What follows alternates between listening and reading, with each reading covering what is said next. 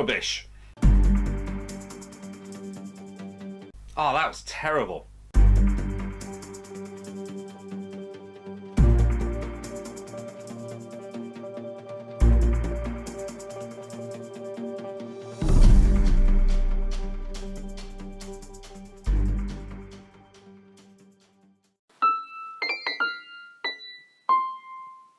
Hello, I'm Adam Paul Morgan. Thank you for clicking on. Now, Batman vs Superman is coming out in cinemas in the UK tomorrow. But I'm not particularly going to be one of these people who are first in line, pre-book the tickets and going to go and see the midnight showing. If I do go and see it, I'm going to wait for word of mouth, if I'm honest. Like Deadpool, the amount of people who have said in these superhero films that Deadpool was so good, and these people who don't even like them have come out and said, oh, it's so good. There's been loads of social media coverage from everyday people who have seen the film, who got dragged to the cinema to see it and said it was any good. So that's what I'm waiting on for Batman vs Superman. However, I have read some of the reviews off a number of people, and there's a lot more negative so far from what I've read than there is good about this film coming out tomorrow. So that's when I'm put off by it as well. But when it was first announced, and I thought, yeah, here we go, it's another versus film, one character versus another. But it's been pre-done before.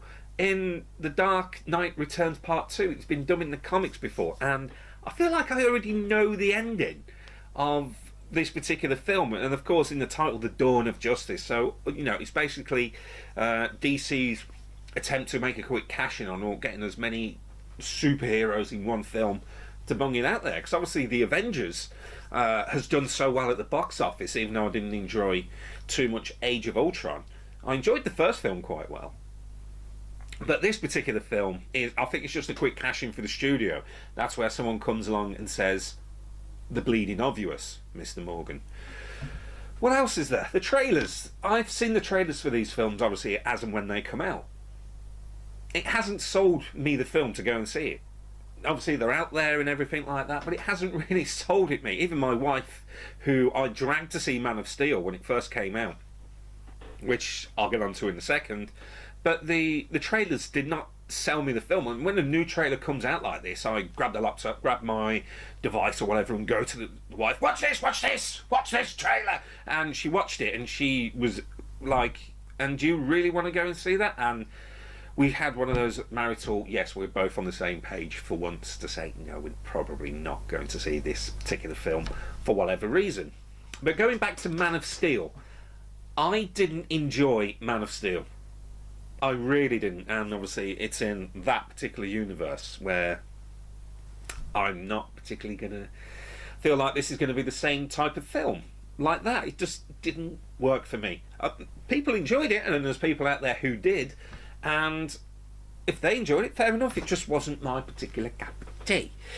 But, you know, the reviews that I've read already, you know, I sort of know what's going to happen. I'm not really going to get onto Ben Affleck because I haven't seen the film. He could be a good Bruce Wayne. I don't know. People who have seen it have said, even some of the bad reviews that I've read from everyday people have said that he was okay as an older, grumpier Bruce Wayne, which worked quite well. And I'm not knocking the DC universe, or I'm not, you know, boosting the Marvel universe, because there's quite a few of the Marvel films I didn't particularly enjoy. I didn't like the 4 films at all. I didn't like Age of Ultron, and I particularly don't like the Captain America films. I don't know why. I watched them and I didn't really enjoy them, but I've been a Batman fan as far as I can remember, because I've got right here, this is the Batmobile from the Tim Burton, well, not the actual one, but the toy one from the original one. I've had that, I got that on my 5th birthday, which would have been 1990, if you can just make out the copyright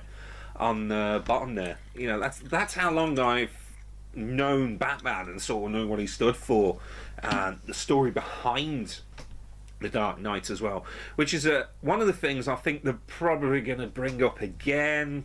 You know, I think we've had it drilled into us, the story behind, you know, Bruce Wayne comes out of the theatre with his parents and his parents get gunned down, blah, blah, blah. We've had that in so many different, you know, TV shows, cartoons, the actual films they come out. They've done it in, as I say, the original Batman, which is fair enough. Then it was sort of mentioned again in Batman Forever, and of course the reboot for Batman Begins, which sort of had to do it for the reboot, which they worked for fine. But I think, yes, we know, move on now. Let's develop it. Hopefully that's what they're doing with this new film.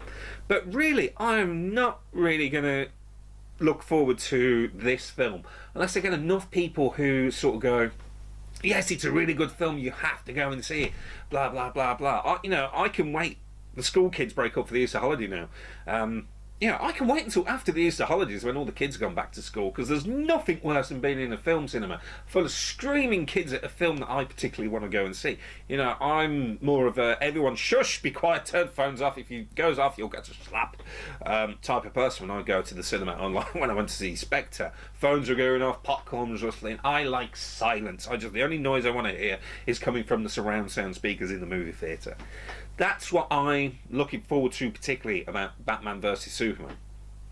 I am looking forward to watching two superheroes knocking the hell out of each other, but again, there's more doubts than there is positives for me to go and see this film. So, have you seen it? Have you seen it? Have you seen it? Good or bad? And if you do leave comments in the section, you don't have to, but it would be nice if you have seen it, not to spoil it for anyone else. I sort of know what happens because I've read comic books, I've seen cartoon versions of this story, from The Dark Knight Returns Part 2, etc, etc. So try not to spoil it too much. But is it any good? Is it worth my hard-earned cash to go and see this film, or is it worth just waiting until it comes on a streaming service, which it will. It definitely will within the next year, out on DVD or rental, whatever, if people still rent DVDs now. But still, I'm Adam Paul Morgan. Leave a comment below if you've seen the film, and ta very much, and have a good one. To be fair, Wonder Woman looks good.